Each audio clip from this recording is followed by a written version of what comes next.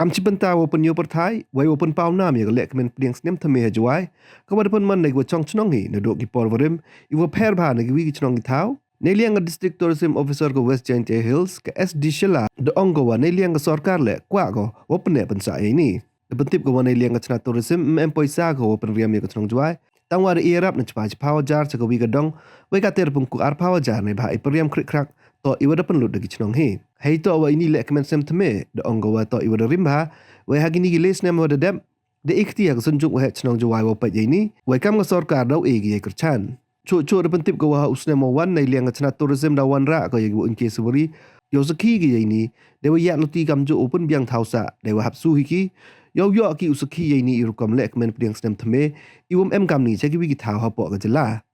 de e ku blai snem thymme usuk kemen ya pi waro kani ke program na do sedang ile man ko yo promote ka kani ka lehkmen kajing community new year celebration di was nadu was sedang ika to ni bhawa wan ki sunjuk che i ke department kwa ki kajing ya rap mlani kajing ya kre lang wa i kaman open khai man open kui ka open promote ika yu nang he kani ga program to ko rap her ka rukom celebrate pi ni Jowai em chu wi ki chnong te ka tu lali snem an ka waning kong man ko gam ni yes ka proposal July ko na i and ju e funding i kat ye depending on the approval na po head I mean mo kat em ka budget so initially yo i wa kian i amount so kat nang like snem yo luti wa ka government daw yarap chu ko and sakawi wan nadu new snem kani snem wali the hand over i ka program che ka sunjuk ki wa he chnong Jowai oto ki bai upalai kani program ni chakmat you money just ki take wa em lang he wa ki kamanu pen kui kamanu promote daw assist ba iki of course ni the you luti ho ni snem wan yo chu ikau pen create chu hei te rukom wo pediang ye ki tourist du host ye ki yo ki yo ni program paman ko pher na ko pher tam wat hasit yong ila jan mchami i che ki wi districts to heng ni wat wa em kani ko pher du ko sang suk du program itaging what another thing is as part of tourism em kam bhai kini ki you know such programs ki woman community based and ki em history to something ki ong no ki em kam use dang ini wo chnai not like festivals which we are creating now kani to community celebration ko em na do yong rim so we wanted to continue you chu ki ong no ki paten yong i step hadien na you dam go wear first thing another thing is of course tourists should come and this is a part of promotion of tourism for the district.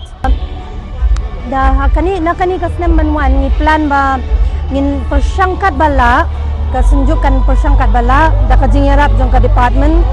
da ka jingerap jong kini ki tools ki badan mentamo bangin sapriang ya kani ka kubor ba how to snem manwan